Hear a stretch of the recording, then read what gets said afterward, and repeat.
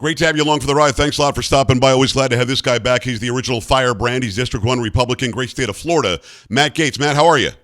I'm great. Thanks for having me, Joe. You are great. So I'm floating around Twitter yesterday, and you immediately became a meme. Now, I went back and watched part of the speech that you did at the SAS in Tampa, and it was amazing. And you spoke truth to power in that when we see these videos of women that are pushing for more abortions and pushing for so-called women's reproductive health rights, they generally speaking aren't the runway models that we would see per se. But you said what we thought out loud, and you were unabashed about it. Fill me in. Had you just had enough of playing around with that? You know, these people who show up like cheering on murder, cheering on the destruction of a life, right? Like they are the lowest form of protester. Right. I mean, like people show up protest for the environment and maybe like wander around a hacky sack or a drum circle. And then you get like the human rights crowd, you know, about what's going on in Darfur or whatever the outrage issue is of the day. But like to show up because you believe that the destruction of life is some sort of positive thing was just the worst to me. And I think that when you're that ugly on the inside, it manifests on the outside. And I wasn't afraid to say so. And you did say so, and I appreciated that because you've got people covering this, and they're obviously avoiding the obvious. It's evident that if you said to somebody, well, why are you worried about this? She'd have to give an answer. And the answer wouldn't be because, you know, I'm having a lot of sex with a lot of really great looking people. The answer would be because I need something to fight for, or because I have no job, or because, you know, I really have no life other than in mom's basement on the computer. But you, again, said it out loud, and a reporter, an enterprising reporter, decided to come up to Matt Gaetz and ask about this. And I want to play this piece of video. Is it safe to say that based off of your comments, you're suggesting that these women at these abortion rallies are ugly and overweight? Yes. What do you say to people who think that those comments are offensive? Be offended. I mean, it's that simple, isn't it, Matt? We can't be offended by the fact that they want to kill unborn children. We can't be offended that 40% of the aborted children are black in this country and Black Lives Matter doesn't care. We should be offended that you call them fat and ugly. Fill me in. Yeah, I just think there's an exhaustion right now with the cancel culture and this notion that like every take has to result in everyone clutching their pearls. And so I just sort of dismissed the question. I mean, I observed what I observed. Though people like want to call me a misogynist and want to try to smear me, like they don't actually argue with my underlying contention. Like I haven't seen the internet react with some wave of like the attractive people who are out there chanting for murder. Right. I mean, like Tucker Carlson and I get a lot of, criticism about the great replacement theory, which actually from our perspective doesn't have anything to do with race. Right. And yet like maybe what we need to replace is like woke white women in this country. I didn't see a single Guatemalan marching outside of John Kavanaugh's house. No, they're actually very busy, probably going to work and jobs that Americans won't do. It's Matt Gaetz, District 1 Republican, the great state of Florida, gaetz.house.gov/firebrand. Check out his podcast, Firebrand, and get his book, also called Firebrand. Then there's this guy who represents Mike Pence. Now, Matt, I interview a lot of people. I've had Trump on 11 times. I've had Mike Pence on once, and it was during the campaign in 15 or 16. Nice guy. I thought he was a pretty good representative, pretty good radio talk show host, in fact, in Indiana when he did it. But I don't get where he's getting this alleged power that I guess he's feeling as though he could be the face of the Republican Party. I want to give you this dweeb. I don't even know this guy's name. He's on with CNN or MSNBC or CNN. And the report, it's funny, the host is doing this as if it's really important to listen to this guy. And here's what he had to say when asked about your comments that Mike Pence will not be the next president. Mark?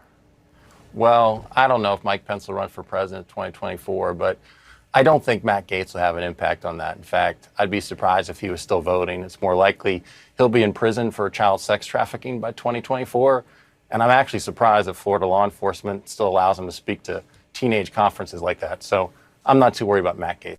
Who is this guy, and what is his problem with you? Because he didn't really address the question at all. He decided to make it an attack on Matt Gaetz.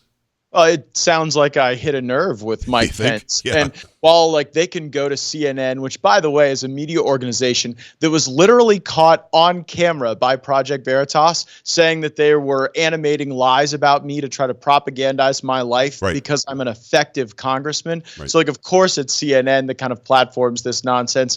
But what they can't dispute is that that was my best applause line of that speech. They can repeat debunked conspiracies and lies about me, but what Mike Pence and his political hacks cannot in any way dispute is that the people in that audience, the activists, the people that go out and win elections and define the ideas of our party, they reject Mike Pence. They don't want him to be the leader of our movement, and I think Mike Pence is going to find that very frequently out on the campaign trail. The thing I don't get, Matt, and when the allegations came out, you immediately went on Tucker. You were on my show 2 or 3 days later. You answered direct questions about the reality of the situation, about bribes that were going on, about this investigation that was being leaked. Nothing obviously has stuck because it's not true. So why do they get away with continuing to make these allegations about you? I mean, is that libel? Is that slander? Are you immune, or is he immune because you're a public figure? Why do people keep doing this?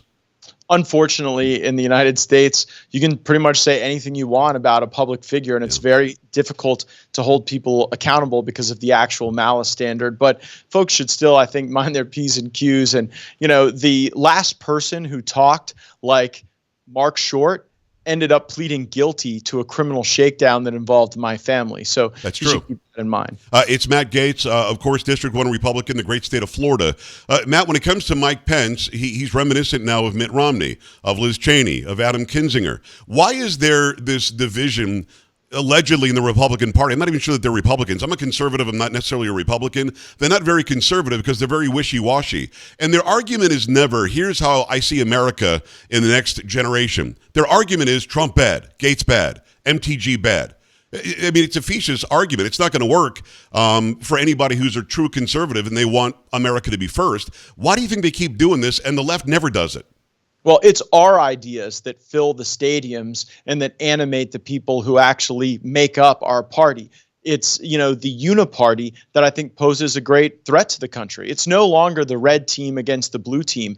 It is the establishment against the rest of us. And that establishment includes people like Liz Cheney and Adam Kinzinger. And it also includes Democrats like Nancy Pelosi and Chuck Schumer. And so we have to have that populist energy, that America first spirit, and we have to show it in terms of the policies that we embrace and also the ideas that we're going to push, hopefully, after the 2022 election when we take power. And, I hope that means securing our border, embracing an economic nationalism in our country for the sake of our workers, and having a focused foreign policy that ensures that we're not a laughing stock on the world stage like we have been under Joe Biden. What do you make of a Mitt Romney? What do you make of a Mike Pence?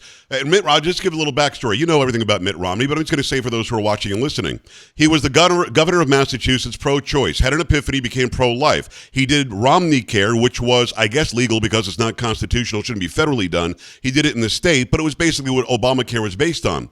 Then when he ran for president, Trump backed him.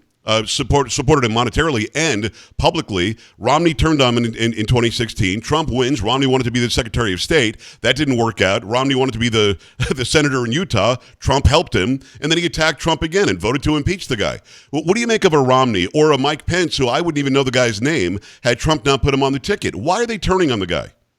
Well, I think that there is an establishment in both parties that hopes to reconstitute after Trumpism. Okay. You see, Trumpism isn't corrupt. It's not beholden to the special interests, to the lobbyists, to foreign interests abroad. And they want us to be a beholden nation, a beggar nation. And I think that they want Trump to sort of just get through everyone's political digestive system so that they can return to normal being valets for those special interests. And the reality is President Trump began something that is very powerful, that is very enduring in the American people, where now they expect a government that is more responsive to their needs, that is more honest, and that actually puts the needs of the people central in Washington, D.C. That hadn't happened in a very long time. And with the bureaucrats on the run and with some of the lobbyists on the run, there's a real sense that we're going to be able to get the ship back going in the right direction. And people aren't stupid. I mean, some of these people are out there touting the praises of Trump's policies while saying we should be post-Trump. That doesn't make any sense. The guy's still there. Listen, I don't care what his age is. When he can go 3 hours off teleprompter and light up 25, 30,000 people, the guy still has it. And his policies are the ones that we really reap the benefits of for 4 years. Why do they think they can? I had a guy on yesterday who wrote a book. He said Trump's policies were great. We should all do it, but we just should move past Trump. Why? I don't understand. Is it the personality, Matt? Is that what their problem I love is? personality. Let me be a defender of the personality. Yeah. I think sometimes it's Trump's kind of animated nature. It's his hyper engagement that can get the most out of people. And I do think sometimes it's his savage taunts that can get to the core of issues. I mean, look, the reason you wanted to talk to me today is because I gave a speech about these hideous abortion activists that both struck a nerve and drew a great deal of criticism and ire. Right. And sometimes President Trump did the same thing, but what it did was it accelerated change. Washington changes very slowly because the people who have power now don't want any change that threatens that power. And when Donald Trump accelerates the decision-making process with his abundant energy, I'm here for the personality that creates. I think a lot of people voted for him because of the personality. Without that personality, and without that I'm not in the swamp mentality, he might not have won. Have you ever had somebody on your level, and you're a very high-profile representative, walk up to you, in the establishment and go, "Psst, hey, Matt, can you be a little more like us?" Because people keep saying Trump should be more presidential. I'm like, well, what the hell's presidential? Elon Musk and I had a back and forth on Twitter a week ago where Musk is talking about how we don't want Trump, he should move on. And I listed all of his policies. I said, what do you disagree with? And Musk's answer to me on Twitter was, well, none of those things, but do we really want the bull in the china shop? And I'm like, well, yes, I do. Have people tried to get you to tamp it down? Yeah, I mean, I remember when I first got here, I had a member of leadership say, well, Gaetz, we've kind of assessed that you're not really a team player. I said, I'm a great team player. It's just you all are not my team. Right. My team are the people in my district who send me here and expect that I'm going to put their interests first, not be willing to trade my vote away because some, deputy whip of something made a promise to a lobbyist somewhere in exchange for a campaign contribution, which, by the way, happens every day in Washington, D.C. That's what being a team player means. That's what being part of kind of the ethos of Congress. And it's the same way with the presidency. Donald Trump was not in that office to just be responsive to the administrative state and the bureaucratic state. He was there to provide leadership and boldness and to chart a path. And there are many of us that were so encouraged to be a part of it and hope to be a part of it yet again. But I don't want someone who comes to Washington to write out a list of a bunch of policies that maybe I agree with, but that they're not willing to fight for. And it was that spirit within Trump that actually caused the policies to go from conception to actual implementation, and to see the improvements in people's lives as a consequence gave our nation hope and promise and vigor. And we took on the spirit of our ambitious president. Now it just kind of feels like we're sad, depressed, kind of puttering around, taking on the spirit of our current president. Now, and you call us a beggar nation, which is something we should never, ever, ever, never be. That's exactly what we are. Plus, we're going to release a bunch more oil from there's the Strategic Petroleum Reserve. That's supposed to be strategic. It's not, for some reason. It's Matt Gaetz. He's the Firebrand. Go and check out his podcast called Firebrand, and go also get his book called Firebrand. Let me ask you about nationalism. I'm older than you are, but I'm sure that you've studied this. When Jimmy Carter was in office, the misery index became a thing. It was horrible. Interest rates, inflation, unemployment. It was nuts. We didn't like the Christmas tree because Iran wouldn't give up our hostages. I mean, it was just a horrible time in America. And Ronald Reagan wins because he was a nationalist. What does that mean? He means that he loves the nation. And he happened to be Christian. So I guess he was a Christian nationalist. For some reason, when Marjorie Taylor Greene says it, and when Matt Gaetz says it, and when I say it, when President Trump says that we're nationalists, we love the country, America first, and we happen to be Christians, we're suddenly Hitler. You've got Rachel Maddow literally doing an entire show on why Marjorie Taylor Greene or you might be the next Reich after Hitler, because you dare say, I love my country, I'll do anything for the country, and I also happen to be Christian. Matt, unpack that for me. I don't know. How did we get here that being Christian was bad and loving America was bad? No, we should be proud of the values in Christianity that we see reflected in the principles that have created the most prosperous, the most loving, and the most gracious nation that has ever existed in all of human history. To me, being a nationalist means I love my country, and more than that, I love the land. I love the people here. I want every American, whether they agree with me or disagree with me, to thrive and prosper. I want this to be a beautiful place that we preserve and conserve. I want this to be a place that people are proud to have their churches on and to raise their families in this great place that we call America.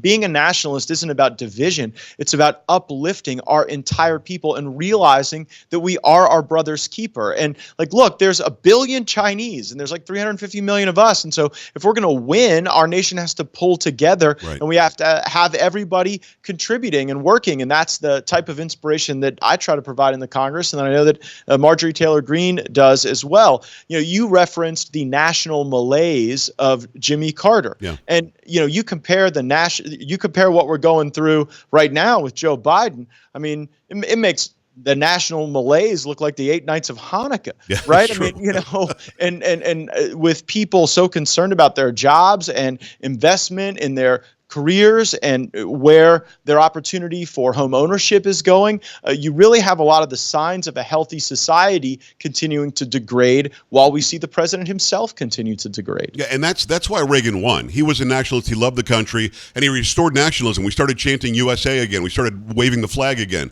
What's interesting, Matt, I've traveled to not too many different places, but Canada. I've gone to Italy, and if you are pro-Italy in Italy, they love you. If you're pro-Canada in Canada, they love you. If you're pro-Mexico in Mexico, they love you. If you're pro-USA, you're a racist. I don't understand how it ever got that way. And it's not that I think the leadership on the left believes it. They think that they can get traction out of it because some of those who follow them blindly do believe it. Can we disabuse those who hate the country from doing that and make them come on our side and go, it's a pretty great land? Well, I think that to do that, we have to be happy warriors. Yeah. We have to speak the truth to people, but we also have to have a politics that is inviting, right? There's nothing inviting about critical race theory, right? There's nothing inviting about showing up to a political meeting and having someone bark 37 pronouns at you. And so I think that's the challenge of the left. They've used division so much that they've divided into a smaller and smaller group of basically woke white elites. And you have working class people of every background, of every ethnicity saying, hey, you know what? I'm grateful to be in this country. I want to work hard. I want to live the American dream. And if people are more worried about their diversity, equity, and inclusion training than on ensuring that I have skills and that my skills result in economic output for my family, well, then they're not really putting my best interests at the forefront of the public policy discussion. And so that's the lane that's kind of opened up for us during the Trump era. And if we are willing to liberate ourselves from the K Street lobbyists and from some of the people who try to control politics, I think we've got really not an opportunity just to win an election, but to drive a mandate to hold the Biden administration accountable and then to get control of the government again. He's the Firebrand. Watch his podcast called the same name. Also, the book is called Firebrand. It's District 1 Republican, great state of Florida, Matt Gaetz. Matt, thanks a million for coming on, and thank you so much for speaking truth to power. Thank you. All right. Thanks, Joe. Anytime. All right, brother. We're back after this. Stay right here.